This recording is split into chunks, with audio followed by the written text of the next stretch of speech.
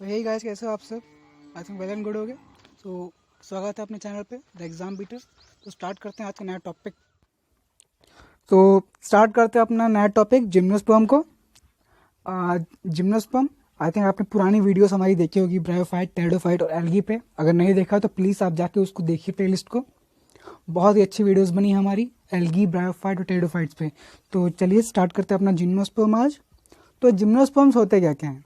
तो जिम्नोस्पर्म्स वो प्लांट्स होते हैं जिनके जो सीड्स होते हैं वो नेकेड होते हैं, मतलब आउटर कवर नहीं होता सीड्स में। ठीक है, ऑलरेडी यहाँ पे दिया गया है जिम्नोस नेकेड स्पर्मा सीड्स। तो जो सीड्स होते हैं उनके नेकेड होते हैं। ठीक है, ओके, ठीक है। और इनके जो ओवरी वॉल है वो किसी आउटर लेयर से एक्सपोज नहीं होती। ठीक है, मतलब जो इनके ओव्यूल्स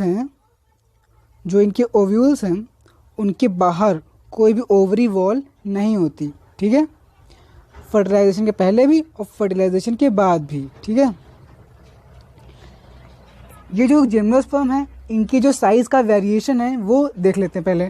ठीक है, इनकी साइज़ मीडियम साइज ट्री भी हो सकती है, टॉल ट्रीज भी हो सकती है और शर्ब्स भी हो सकती है। मतलब बहुत लंबे लंबे प्लांट्स भी हो सकते हैं, छोटे छोटे शर्ब्स भी हो सकते हैं और मीडियम साइज ट्रीज भी हो सकते हैं। ठीक है, और इनका सबसे जाइंट ट्री है रेड वुड ट्री, सिकोया।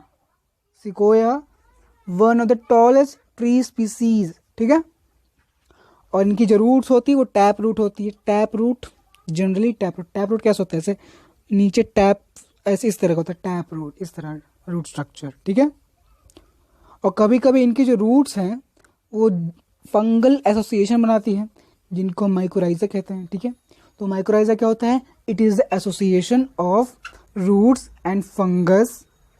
ठीक है, तो रूट्स किसकी होंगी? जिम्नोस्पर्म्स की। ठीक है, और साइकस एक स्पेशल कोलेरॉइड रूट्स का फॉर्मेशन करता है। ये रहा साइकस, एंटो फिक्सिंग साइनोबैक्टीरिया के साथ फिक्स होकर, एंटो फिक्सिंग साइनोबैक्टीरिया के साथ मिलकर साइकस की रूट्स बनाती है कोलेरॉइड रूट्स। तो दो टर्म है हमारे, कोलेरॉइड रूट्स और माइकोराइजा। यहाँ पे दो टर्म है, तो माइकोराइजा, कोलेरॉइड रूट। ठीक है, याद रखिएगा। इनकी जो लीव्स हैं वो सिंपल भी हो सकती है, कंपाउंड भी हो सकती है। ठीक है, इनकी जो स्टेम है वो अनब्रांच होती है साइकस में। इसके बाद हम लोग डायग्राम देखेंगे, इसका डायग्राम बहुत ज़रूरी है। और ब्रांच होती है पाइनस में। ठीक है, ओके। अब इनकी लीव्स स्ट्रक्चर की बात करते हैं। साइकस में पिन्नेट लीव्स होगी, pinnate leaf persist for few years.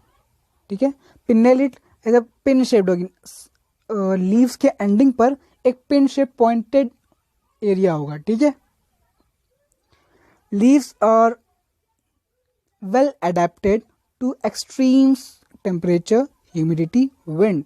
मतलब हाई टेम्परेचर को झेलने लायक होती हैं, ह्यूमिडिटी को आसानी से सरवाइव कर सकती है हाई ह्यूमिडिटी पे, और किसी भी हाई स्पीड विंड में सस्टेन कर सकती है, टूटती नहीं जल्दी से। और इनका जो सबसे इम्पॉर्टेंट फिजियोलॉजिकल फैक्टर यहाँ पे दिया गया है, निडल लाइक लीव्स। अभी मैंने बताया ना पिन्नेट लीव, क्योंकि पिन टाइप का होता है एंडिंग पर, इसलिए pinnately leaves, needle like leaves, reduce surface area. ठीक है, thick cuticle, sunken stomata helps to reduce water loss. क्योंकि हाई टेम्परेचर पर अगर सर्वाइव करना होगा तो थिक क्यूटिकल मतलब आउटर एक वैक्सी लेयर होती है लीव्स के, जिसकी वजह से ट्रांसपिरेशन कम होता है। और संकिन स्टोमेटा मतलब होता है, जो स्टोमेटा होते हैं थोड़े अंदर धंसे हुए होते हैं, जिसके वजह से जो वाटर का लॉस होता है वो कम हो जाता है।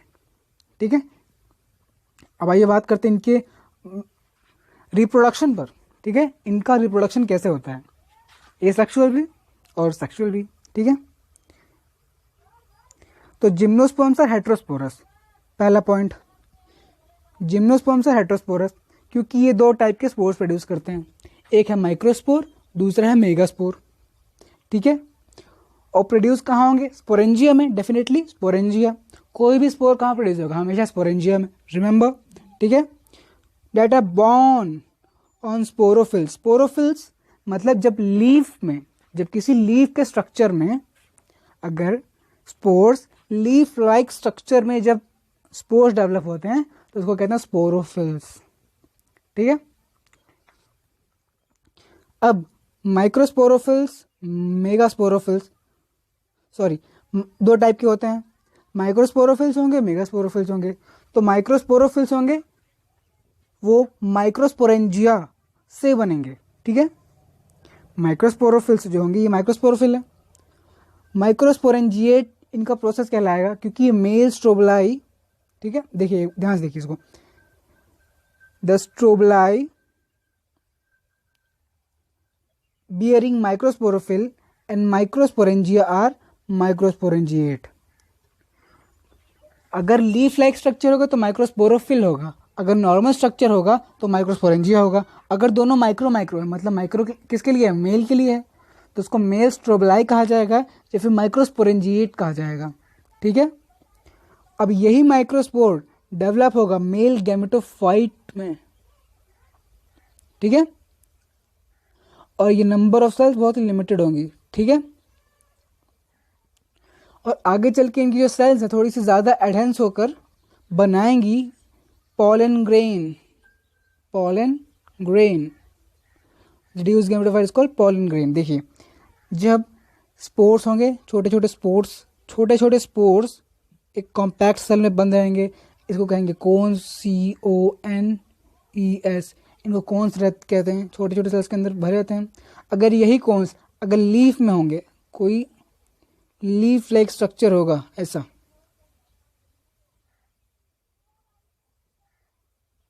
ऐसे लीफ लाइक स्ट्रक्चर होगा तो इसको माइक्रोस्पोरोफिल्स कहा जाता है, क्योंकि फिल मतलब फिल्स यूज करते हैं लीव्स के लिए। ठीक है। अब यही जो मेल स्ट्रोबलाई था इसके माइक्रोस्पोर डेवलप होंगे मेल गैमेटोफिटिक जनरेशन में, जो कि रिड्यूस हो जाएगा नंबर ऑफ सेल्स में, तो उसको कहेंगे पोलन ग्रेन्स। ठीक है। फिर आता है मेगास्पोरेंजियम। ठीक है। The cone bearing megasporophylls with ovules are called megasporangia, जिसमें मेगास्पोरोफिल्स होंगे, मतलब female gamete producing organ megasporophylls. ठीक है। उसको मेगास्पोरेंजिया कहा जाएगा या फिर फीमेल स्ट्रोबलाई। ठीक है। फीमेल स्ट्रोबलाई। तो यहाँ पर ऊपर मेल्स के लिए मेल स्ट्रोबलाई, फीमेल के लिए फीमेल स्ट्रोबलाई। अब मेल और फीमेल स्ट्रोबलाई में होता क्या है, मेल स्ट्रोबलाई में मेल गैमेट बनेगा, फीमेल स्ट्रोबलाई में फीमेल गैमेट्स बनेगा। ठीक है। The male and female cones और स्ट्रोबलाई में be borne on same tree Pinus. देखिए पाइनस में दोनों सेम है, मतलब पाइनस बाइसेक्सुअल है। ठीक है। और साइकस, जो हमारा साइकस इंपॉर्टेंट एग्जाम्पल है किसका है, डिफरेंट ट्रीज यूनिसेक्सुअल। ठीक है। Pinus bisexual, cycas unisexual. ठीक है। अब बात करते हैं इस पे, पाइनस हो गया, साइकस होगा हमारा यूनिसेक्सुअल और सेक्सुअल के बेसिस पे। अब बात करते हैं न्यूसिलस। अब न्यूसिलस क्या होता है देखते हैं। न्यूसिलस जैसे हमारा जो ओव्यूल होता है, ये मान लीजिए ओव्यूल है छोटा सा अंदर, इसमें कुछ ये ओव्यूल्स है, इनके बीच बीच में कुछ सेल्स होती है, उसको न्यूसिलस कहा जाता है। न्यूसिलस को मेनली कहा था मास ऑफ सेल, जो मेजॉरिटी मास होता है सेल का, जो नंबर ऑफ सेल ज़्यादा होती हैं किसी भी ऑर्गन में, उसी को न्यूसिलस कहा जाता है प्लांट्स के टर्म में। ठीक है। ओके। अब फीमेल आ गया। The megaspore mother cell divide mitotically to form 4 megaspores. ठीक है।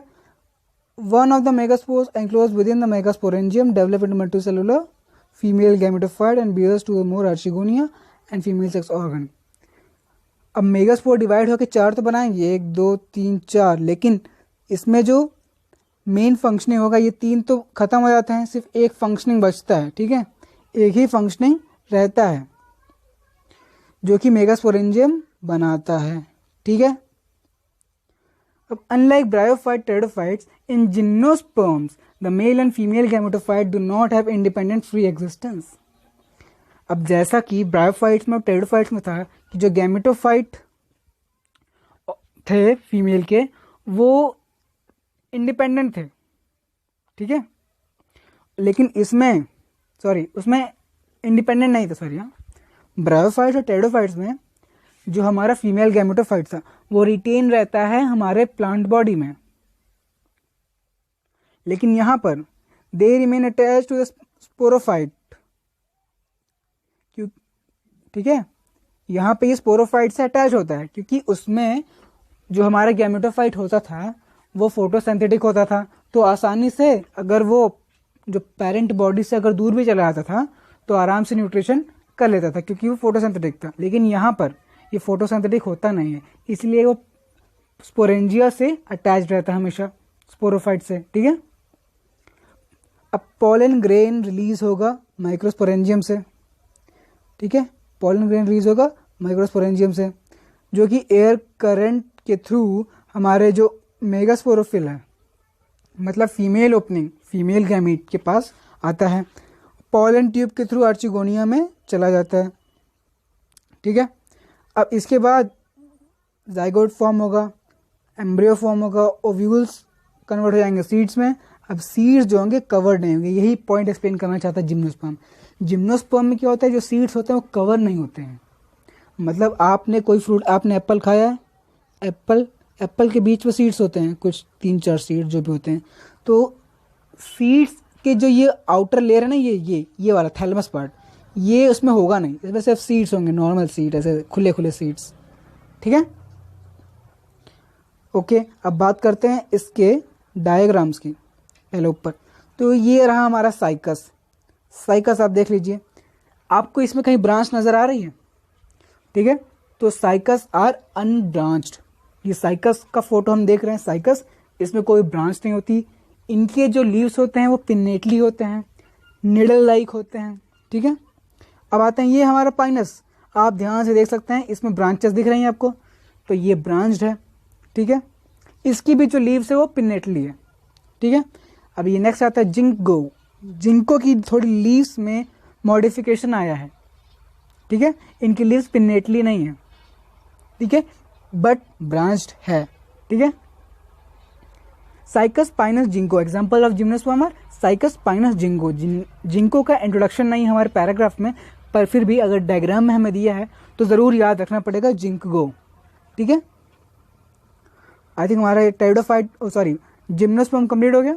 अब नेक्स्ट वीडियो में हम एंजियोस्पर्म डिस्कस करेंगे। ठीक है, तब तक चलते हैं, कल मिलते हैं फिर।